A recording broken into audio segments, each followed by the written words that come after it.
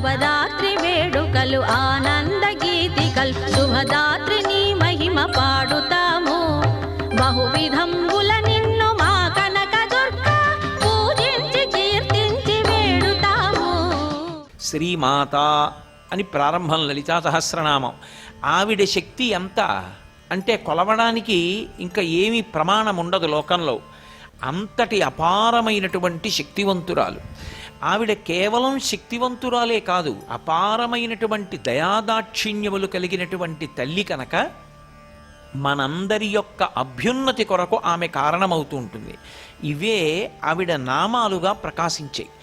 నామము అని నేను అన్నప్పుడు గుర్తుపట్టడానికి తల్లిదండ్రులు పెట్టినటువంటి లౌకికమైన ఒక పేరు అని అనుకోకూడదు. తల్లిదండ్రులు ఒక పేరు ఉంచారు. ఎందుకని అంటే ఎంతమందిలో ఉన్నా పిలిస్తే ఆ పేరుతో తాదాత్మ్యత పొందడానికి, ఆ పేరు చేత గుర్తింపబడడానికి వీలుగా ఒక పేరు ఉంచుతారు. అది లౌకికమైనటువంటి నామం.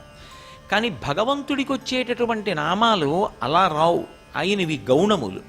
గౌణములు అంటే ఆయన యొక్క గుణములను ఆవిష్కరిస్తాయి.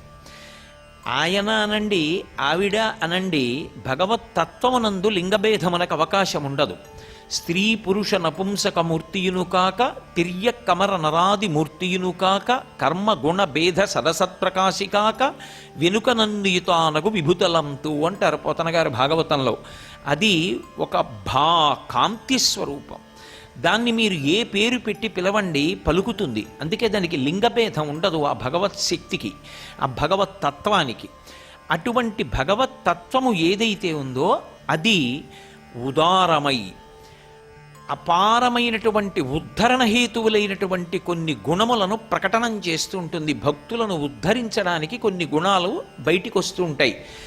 ఆయా గుణములు భగవత్తత్వము నుండి ప్రకాశించినప్పుడు ఆయా పేర్లతో పిలవబడుతుంది. అంతేకాని అది ఆవిడ పేరు అని అనుకోకూడదు. నేను మీకు ఒక ఉదాహరణ చూపించాలి అంటే, అమ్మవారిని పిలిచేటప్పుడు శర్వాణి అని ఒక పేరుతో పిలుస్తాం. పరమమంగళప్రదమైనటువంటి పేర్లలో ఒక పేరు శర్వాణి అనబడేటటువంటి నామం. ఎవరు శర్వాణి? శర్వుని భార్య ఎవరో ఆమెకి శర్వాణి అని పేరు. ఎవరు శర్వుడు?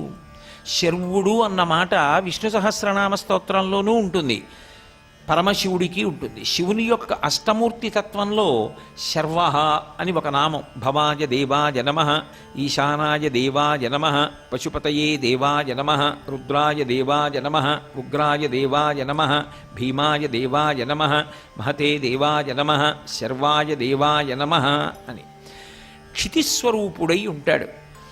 ఈ భూమికంతటికీ కూడా శివస్వరూపమని పేరు. అందుకే కాంచీపురంలో పృథివీలింగ స్వరూపంలో ఉంటాడు. పృథివీలింగ స్వరూపంలో ఉంటాడు కనుక ఆయనకి అభిషేకం నీటితో చెయ్యరు, కరిగిపోతుంది. కాబట్టి లింగం కాంచీపురంలో ఉన్నటువంటి పృథివీలింగానికి అభిషేకం మాత్రం కేవలం మల్లె నూనెతో మాత్రమే చేస్తారు. అటువంటి పృథివీ స్వరూపం పరమేశ్వరుడైతే అమ్మవారు ఎప్పుడూ ఆయనతో కలిసే ఉంటుంది తప్ప ఆయన నుంచి విడివడి ఉండదు. అమ్మవారు అయ్యవారితో కలిసి ఉంటుంది అన్న మాటని మీరు బహుజాగ్రత్తగా గమనించాలి. కలిసి ఉంటుంది అంటే రెండుగా ఉండి ఒకటైనది కాదు, ఒకటిగా ఉండి రెండు కానిది అని అర్థం చేసుకోవాలి.